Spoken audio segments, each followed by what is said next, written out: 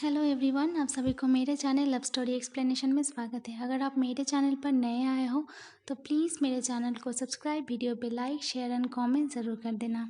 Guys, मैं बंगाली हूँ। अगर मेरी हिंदी बोलने में कोई भी प्रॉब्लम आप लोगों को दिखाई दिया तो प्लीज़ मुझे माफ़ कर देना। चलिए, आज मैं you are my heart prisoner का नेक्स्ट पार्ट शेयर करने वाली हूँ। लास्ट पार्ट में हमने सुना था विंग गार्डन के पीछे वाले छोटे गेट से मेंशन से बाहर चला जाता है। अब आगे गेट से बाहर आते ही विंग ने अपने फेस को मास्क से कवर कर लिया। वो सोच रहा था कि वो अगर अपने फादर के ग्रेवयार्ड में जाता उन्हें विज़िट करने के लिए तो शायद उसके मन को थोड़ा शांति मिलता, पर अभी बहुत देर हो गई है, शाम के 7 बज चुके हैं, इसीलिए वहाँ जाना अभी ठीक नहीं होगा। तो वो अपने फ़ोन को निकालता है और कैब बुकिंग करता है। थोड़ा दूर चल के मेन रोड पर जाता है। कैब वहाँ आके खड़ी थी। विंग कैब में बैठ गई और ड्राइवर से कहा स्टेशन ले जाने के लिए। थोड़ी देर बाद ड्राइवर ने विंग को स्टेशन पर छोड़ दिया। विंग स्टेशन के अंदर जाने से पहले बहुत कुछ सोच रहा था कि वो अब कहाँ जाएगा।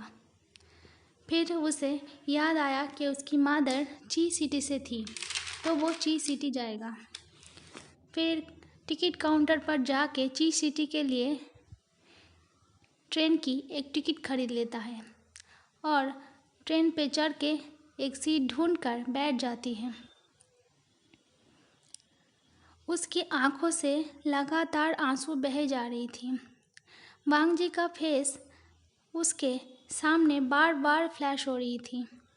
वो अपने हार्ट में बहुत ज़्यादा पेन फील करता है, इसीलिए वो अपने राइट हैंड से अपने चेस्ट को पकड़ लेता है और अपने मन में कहता है, काश काश मैंने आपसे प्यार नहीं किया होता तो मुझे आपको छोड़कर जाने पर इतना दर्द नहीं होता। विंग जब ची सिटी पहुंचती है तो सुबह के 5 बज चुके थे। विंग ट्रेन से उतरकर स्टेशन पर ही थोड़ी देर वेट किया। पिछले दिन कुछ भी ना खाने के कारण उसे बहुत ही ज़्यादा डिज़ी फील हो रही थी। बहुत चक्कर भी आ रहा था। 2 घंटे तक वेट करने के बाद विंग स्टेशन से बाहर निकलता है और चलने लगता है। उसे अभी अपने लिए कोई जगह ढूंढना होगा रहने के लिए। यही सोचते सोचते वो रोड क्रॉस कर रही थी। सामने से एक कार आ रही थी। उसकी हॉर्न सुनकर विंग अपने होश में आते ही सामने देखकर वो रोड पर ही बेहोश होकर गिर जाती है। वो कार विंग से थोड़ी ही दूर पर रुक गई थी। ड्राइवर सीट पर बैठा हुआ पर्सन कार से निकलकर भागते हुए विंग के पास आया और उसे अपने गोद में उठाकर कार के अंदर रखा और उसे हॉस्पिटल ले गया। 3 घंटे बाद विंग को होश आया। उसने आइज़ को धीरे धीरे ओपन किया, सीलिंग की ओर देखा, फिर अपने नज़रों को चारों ओर घुमाया। उसे पता चल गई कि वो हॉस्पिटल में है। वो जल्दी जल्दी में बेड पर उठकर बैठ गई और अपने बेली को पकड़कर मेरा बच्चा कहकर ज़ोर ज़ोर से रोने लगा। उसकी आवाज़ सुनकर बाहर बैठे कुछ लोग अंदर भागकर आए, साथ में डॉक्टर भी। उसे शांत करके उसे कहा, तुम्हारा बच्चा ठीक है, तुम बहुत कमज़ोर हो, तुम्हारी बॉडी डिहाइड्रेट है और तुम्हें बहुत फीवर भी था, इसीलिए तुम बेहोश हो गए थे। अभी तुम रेस्ट करो। ये कहकर डॉक्टर चले गए। कमरे के अंदर जो बाकी लोग थे, विंग ने उन सब की ओर देखा। उनमें से एक पर्सन जिसकी उम्र 50 साल होगी, वो एक अल्फ़ा था। उसके पास आके उसे कहता है, बेटा तुम्हारा नाम क्या है, तुम्हारी एज कितनी है। विंग ने डरते डरते उनकी ओर देखा। वो अल्फा विंग की ओर ही देख रहा था। विंग ने देखा उसकी आंखों में उसके लिए सॉफ्टनेस है, तो विंग ने कहा, मेरा नाम वैवस्यान, मेरी एज 18। उस अल्फा ने अपने आप को जियांग फैमिया कहकर इंट्रोड्यूस किया। फिर वहाँ खड़े अपने फैमिली मेंबर उसकी वाइफ को और इशारा करके कहा, ये मैडम यू है, मेरी वाइफ। फिर अपनी बेटी को कहा, ये जियांग यानली है, और अपने बेटे के और इशारा करके कहा, ये जियांग चन है, मेरी बेटी एक ओमेगा है और मेरा बेटा अल्फा है। ये कहकर इंट्रोड्यूस करवाया। जियांग फैमिया ने पूछा, बेटा तुम्हारे फैमिली कहाँ है? ये सुनकर विंग ने अपने सिर को झुका लिया।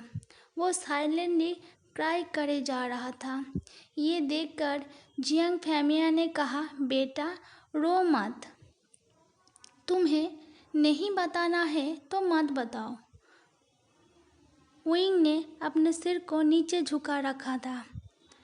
फिर नीचे झुका कर कहा, अंकल मेरा कोई फैमिली नहीं है।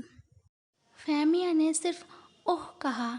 यार्ली विंग के पास आकर बेड में बैठती हुई अपने दोनों हाथों से विंग के फेस को पकड़ा और फेस से आंसुओं को पोंछा।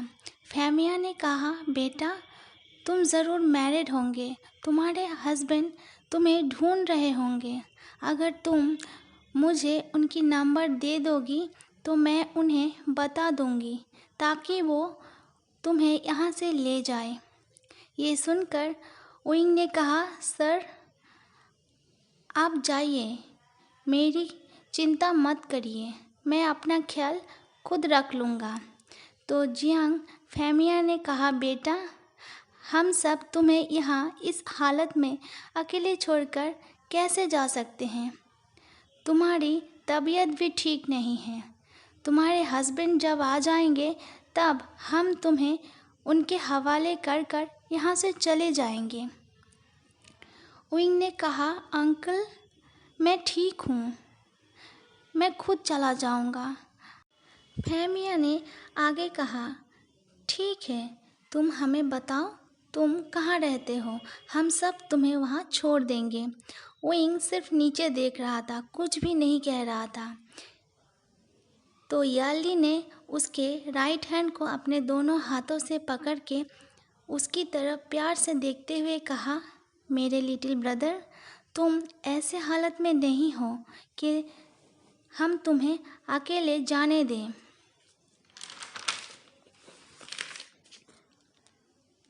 विंग यार्ली के बातों से और उसकी आंखों में अपने लिए प्यार देखकर उसे टाइटली हग कर लेता है और फूट फूट कर रोने लगता है। विंग को इस वक्त ऐसी किसी इंसान की ज़रूरत था जो उसे प्यार दे, वार्म दे, उसकी केयर करे। यार्ली के अंदर विंग को वो सब कुछ देखा जो उसे अभी इस वक्त अपने लिए चाहिए। यार्ली प्यार से विंग के पीठ को सहला रही थी। उसे शांत करते हुए कहा, लिटिल ब्रदर तुम मुझे अपने सीजे समझो और मुझे बताओ तुम्हें क्या हुआ है। फिर विंग की नेक की तरफ देखकर कहता है, अगर तुम मैरिड हो तो तुम्हारे नेक पे कोई बाइट मार्क क्यों नहीं है? ऊपर से तुम 9 वीक से ज़्यादा टाइम से प्रेग्नेंट भी हो। यार्ली आगे विंग को समझाते हुए कहता है, लिटिल ब्रदर घर वालों को परेशान करना अच्छी बात नहीं होती। वो लोग तुम्हें ढूंढ रहे होंगे, परेशान हो रहे होंगे तुम्हारे लिए। तो विंग कहता है, मैं अनाथ हूँ, मेरा कोई भी नहीं है। ये सुनकर वहाँ सब लोग थोड़ा दुखी हो जाते हैं। फिर फैमिया आगे कहता है, और तुम्हारे हस्बैंड तो है ना? तो विंग नीचे सर झुकाते हुए कहा, वो मैं डिवोर्सी हूँ। ये सुनकर सब लोग शॉक्ड होकर विंग की ओर देखने लगता है।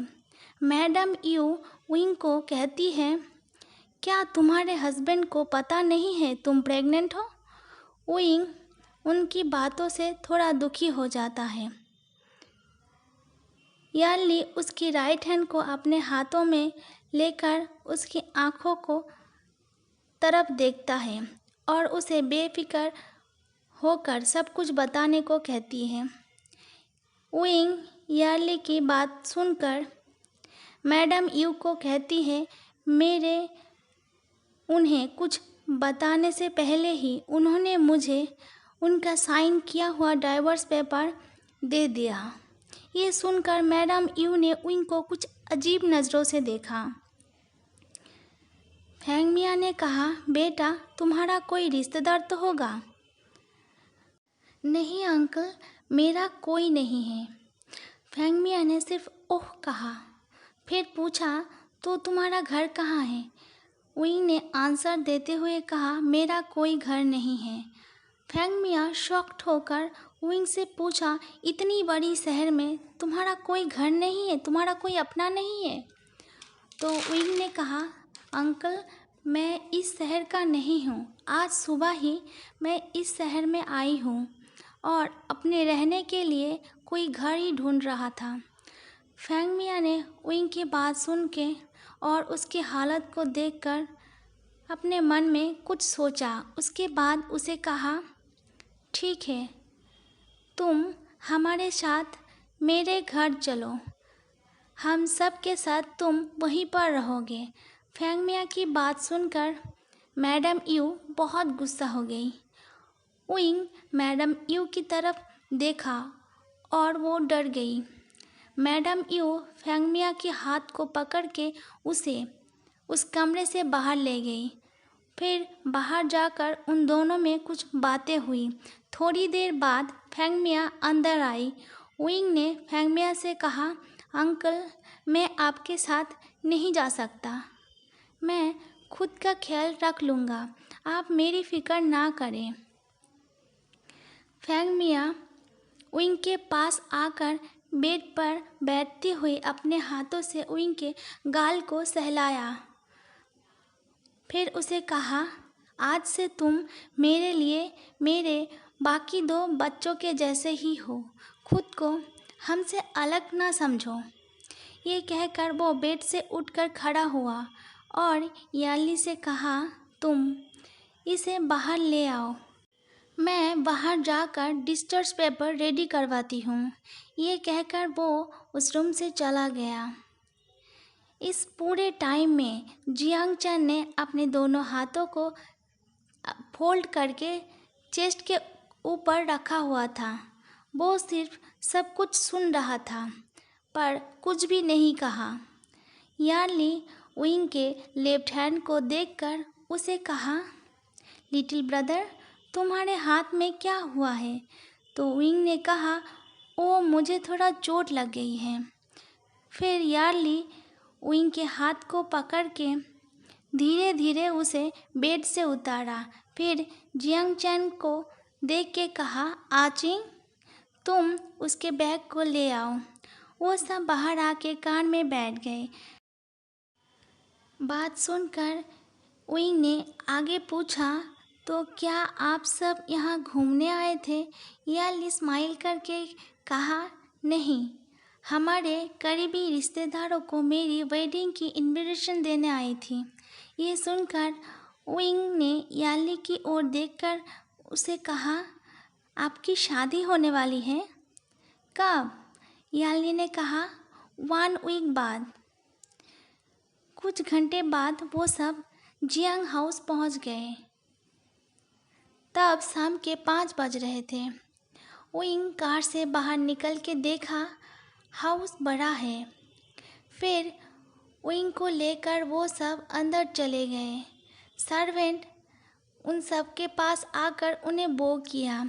फेंग मिया विंग से कहा, बेटा तुम इनके साथ, सर्वेंट की ओर पॉइंट करके कहा, जाओ फ्रेश हो लो, अब लंच का टाइम ओवर हो चुकी है, इसीलिए हम सब एक साथ डिनर करेंगे।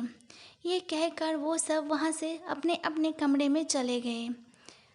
विंग भी अपने कमरे में जाकर फ्रेश होकर कपड़े पहन के नीचे आया। फिर सब एक साथ डिनर किया और सोने के लिए अपने कमरे में चले गए। विंग अपने बेड पर लेटे लेटे रो रहा था।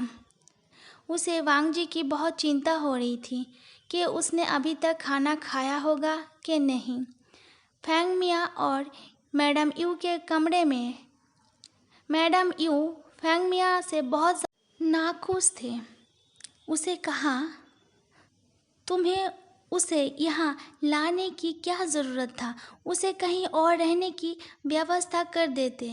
मैडम यू की बातों से फैंग मिया नाराज़ होते हुए कहा, यू, तुम एक माँ होकर उस बच्चे की ऐसी हालत को देखकर ये बात कैसे कह सकती हो? वो सिर्फ 18 साल का है, एक टीनेज है। मैडम यू ने फैंग मिया की तरफ गुस्से में देखा और कुछ भी ना कहकर दूसरी तरफ मुंह कर सो गई। फैंग मिया ने भी कुछ भी नहीं कहा। अब मॉर्निंग में विंग जल्दी जल्दी उठ गया था। फ्रेश होकर कपड़े पहन के वो नीचे किचन में आया। मैडम यू मेड के साथ किचन में थी, ब्रेकफास्ट बना रही थी।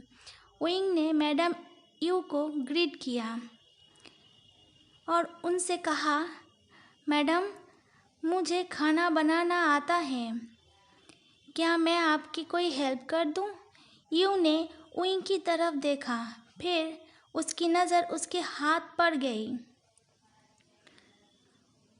उसे कहा, नहीं, तुम जाओ, मेरे हेल्प करने की कोई ज़रूरत नहीं, सर्वेंट है मेरे हेल्प करने के लिए। विंग के हाथों में अब बैंडेज नहीं था।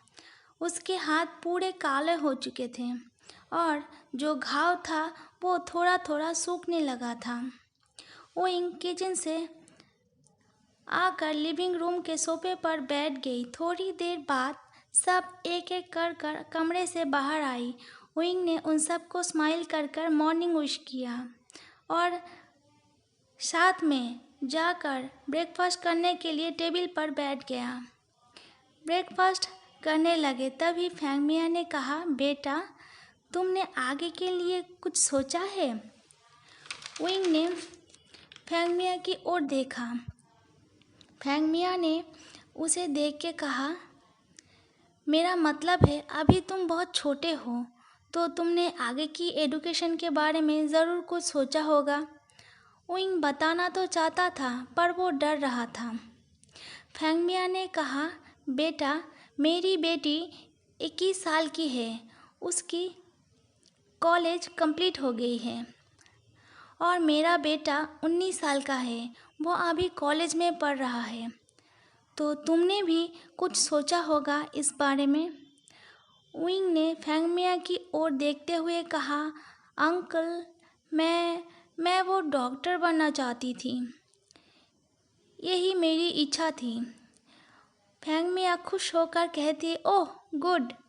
मैडम यू विंग की बात सुनकर थोड़ा चिढ़ते हुए बोला, उसके लिए अच्छा स्टूडेंट होना चाहिए, अच्छा मार्क्स लाना चाहिए, सबसे बड़ी बात बहुत पैसे होना चाहिए। यू के बात सुनकर फैंग मिया यू की तरफ घूर कर देखा। विंग टेबल से उठकर चला गया। थोड़ी देर बाद एक बैग लेकर आई। उस बैग के अंदर से डॉक्यूमेंट्स के फाइल को निकाला और फैंग मिया के हाथ में दिया। फैंग मिया ने उस फाइल को देखकर बड़ी बड़ी आंखों से विंग की ओर देखा और कहा, तुम गोसु इंटरनेशनल हाई स्कूल में पढ़ते थे? मैंने सुना है वो स्कूल पूरे चाइना में दूसरे नंबर पर आता है और तुम्हारे 12 एग्ज़ाम में 98.8 मार्क्स है। वाह, तुमने तो बहुत अच्छा रैंक किया है। ये सुनकर जियांग फैमिया विंग की ओर देखा। जियांग चैन का मुंह तो खुला का खुला ही रह गया था। विंग ने स्माइल कर कहा, यस अंकल, मैं वहाँ स्कॉलरशिप में पढ़ता था, मैंने इस साल स्कूल से टॉप किया है। जियांग चैन चौंक कर टेबल से हाथ मारा और चेयर से उठकर खड़ा हो गया। यार्ली ये सुनकर विंग को कॉन्ग्रेचुलेट करते हुए उसे बैग हग किया। विंग हग ब्रेक करके बैग से कुछ पैसा निकाला और फेंगमिया को देते हुए कहा, अंकल मेरे पास सिर्फ इतना ही पैसा है पढ़ाई के लिए। फेंगमिया ने उस पैसे को विंग को वापस देते हुए कहा, इसे तुम अपने पास ही रखो और नेक्स्ट साल की एग्ज़ाम की तैयारी करो, तब तक तुम्हारी डिलीवरी भी हो जाएगी, बाकी सब मैं संभाल लूँगा। विंग ये सुनकर बिग स्माइल करके कहा, ओके अंकल। विंग के बारे में सारी बातों को जानकर मैडम यू की मुँह उतर गई थी। Okay guys.